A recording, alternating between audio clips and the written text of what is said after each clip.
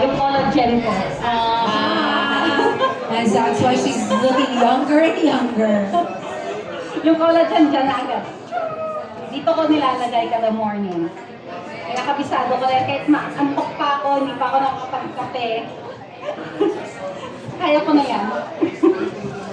Sorry po.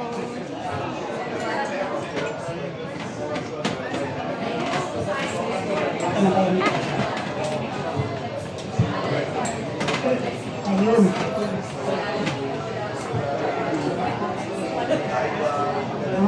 Gusto na naman ko ba? How are you all doing? Having fun? Because I'm having a lot of fun. Thank you, thank you. Here we go, saving room for desserts. Chef Jack is doing her magic. Ano nga ba ang ating dessert today, Chef Jack? Yung ating dessert now, today, yung special for the month is ube alfajores. So, Ube alfajores. alfajores. Yeah, okay, that sounds very Spanish. Yeah. Ano Okay. siya? Cookies siya. It's similar to parang mga shortbread cookies. Pero, Shortbread? Oh. Shortbread. Okay, shortbread. Okay. Oo, pero because of the cornstarch factor, mas crumbly siya. Wala siya masyadong gluten. Okay. So this is not gonna be as chewy, tama ba? Yes. So like more of ano siya, flaky ba? Yung gano'n, chef? Yes. Ano ba ito? Hindi ko masabi. Ayun yung red siya. Yun. Okay. Hindi ko masyadong panda.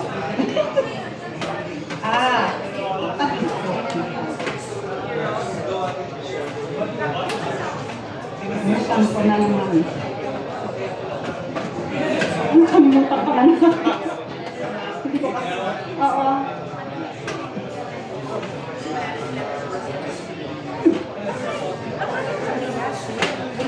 Yan eh, pero hindi na po.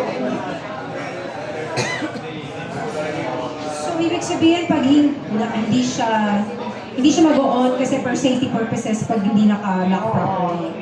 Okay, I think we need the other... Naka-lock na ba yan? Chef? Hindi pa yan. Other side.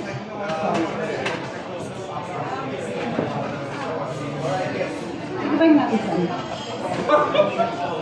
Ito na naman, nakalimutan. Sino yung nandyan from Nutribu? Oh. Ayun! Okay. We forgot to lock the top. Oo. Okay. Ayan na. So I'll make the filling here. This is just ube halaya. And ube halaya and dulce de leche.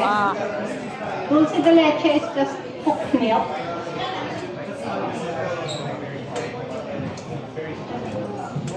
Traditionally, it's always just dulce de leche, or you can put din chocolate ganache. Ganon yung mga alcohol. Okay, Chef Jack's gonna make this quick, huh, you guys? And then we're gonna all eat after this. Yes. Pero may raffle May pa naka-ready tayo. na dyan. Alright, stand by for the raffle after this Oy, demo. Mga parako tayo. Yan.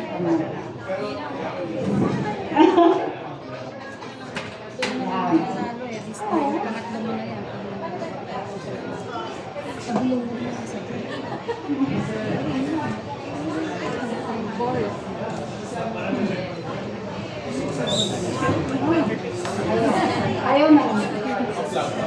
Oo. Ayaw.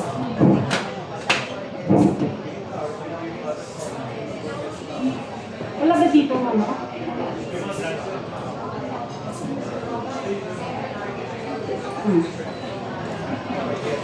Ayan, naman yung features. Ayan. Oh. Diyan ka na, magtrabaho ka dyan.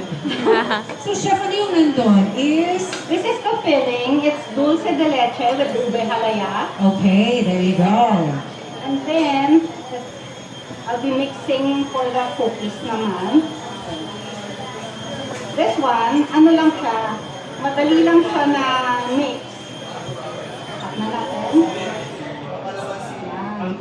pwede mong haluin mo para pumantay. Ito pala si Lizelle. He is the punong abala of the pastry department. And this one, yung mga egg yolks. It's a very rich, pero light siya at the same time kasi it's very crumbly lang. Parang ura-rugin ko minsan. And then sugar, of course.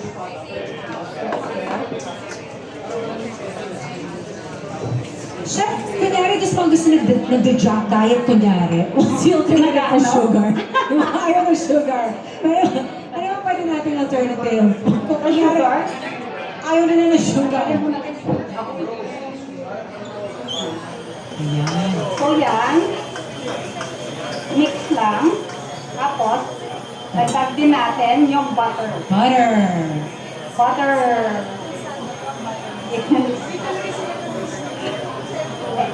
Butter makes everything better. Like pepper. Butter and pepper. And fine, since we're Filipinos, patis makes everything Oo, better. diba? So, just mix them together. Again, these creations are going to be here for a month only, so help us spread the word. And beautiful collaborations with all the chefs. Yung number 8 na folding ko sa mga Frances ko natutunan. Aha! The French people, number 8 technique. Parang ganun siya. Mabilis siya. Mabilis mahalo. Parang mas mabilis sa cotton fold. And then this one, yung kanyang mga dry ingredients. Cornstarch? This is cornstarch. This is flour. Okay. Kasi kaya siya crumbly dahil walang masyadong gluten. Kasi gluten-free yung cornstarch. Kaya lang. Buti naman. So again, to make it crumbly, you have to avoid the gluten. Oo. Para yung naghihiwalay siya. Patay tayo dyan, mahal ang gluten. Tapos ito pala, dagdag na natin yung mga liquid ingredients. And that one is Vanilla. Vanilla. This one is the ube. ube's coloring. Flavor coloring. Okay, and Chef Jack's doing the number 8 technique para mas mabilis. Mabilis talaga. Oh my gosh, mabilis na nga siya. Oo, mas mabilis siya.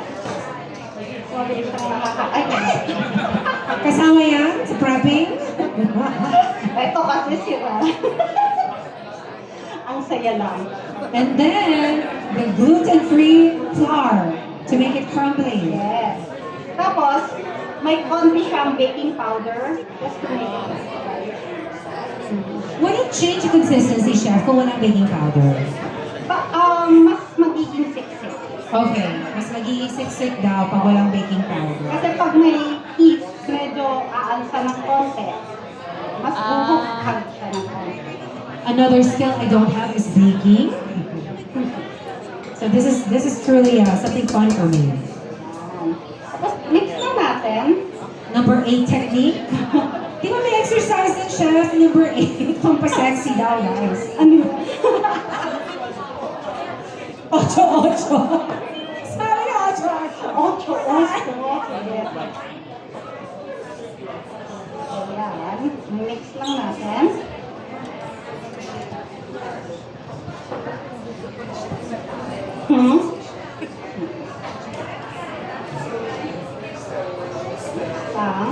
Mabilis lang po.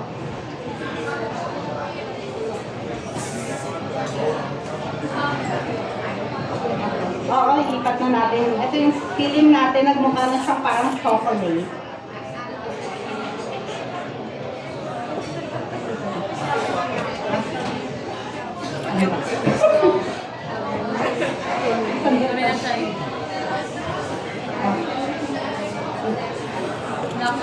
Tanggalin mo na. Ayan, you have to knock, yeah, for the cover, yan. Thank you so much.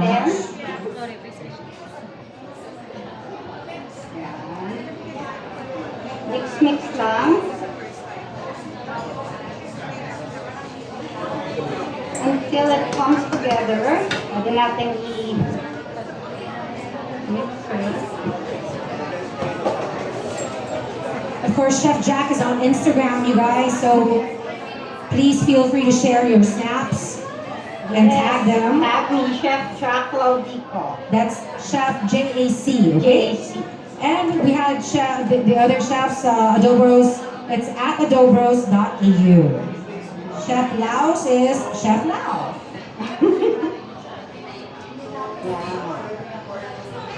So when the dough comes together, ano na natin, pwede nyo siyang i-rest for mga 30 minutes to 30 1 minutes. hour. Okay.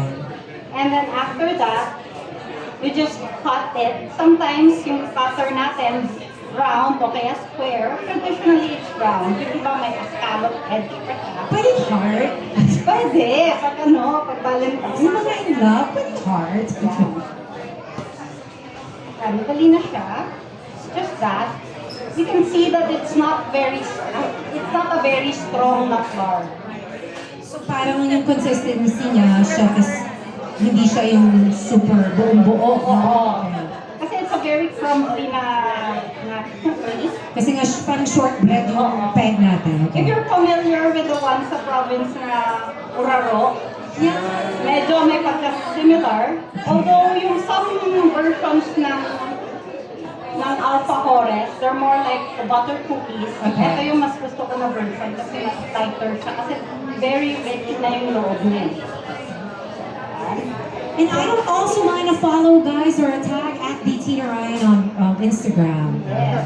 Okay, so ito, you can rest it sa ref. 30 minutes, like Chef said. And then with butter, Okay, what's next, Chef? Tell me what's next. Lalabasin natin yung finish? ilalabas na natin yung baked na cookies. Kasi Okay. makakover na yung oven ko dyan. Baka bukas pa tayo matapos, guys. Papakainin namin kayo. Yes. So here,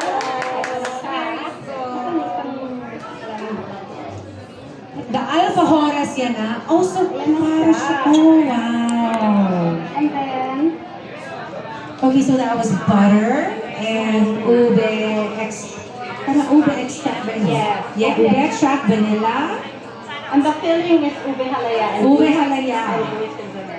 So when you put it together, parang yung technique din sa macaron, iniikot para huwag sila agad-agad magsiwalan.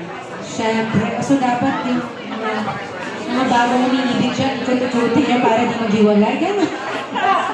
Labo. Sana ganun Oo, gano'n. Pasensya na po kayo sa hugot ko. Sana gano'n kadali rin ang Sana ganun pag-ibig. na ikot-ikutin lang, hindi na maghiwalay. Iba pinapaikot lang na binubola pala.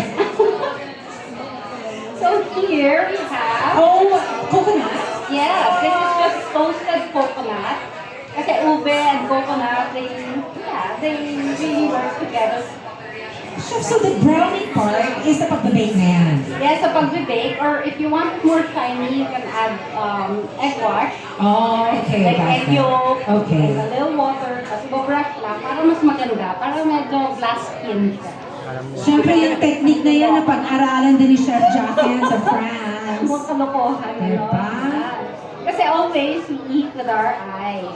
Kasi matte finish siya pa. Walang egg wash, matte finish. Kaya dapat kung may egg wash. Yeah. Glass skin. Yes, skin. Lahat na gusto natin i-achieve. Oo. Ayan. So, Big round of applause for Chef Jack. thank you so much for coming. The name of this cookie is Ube alfajore. Ube Alfajores. Spelling is F-A-J-O-R-E-S. Okay, kala ko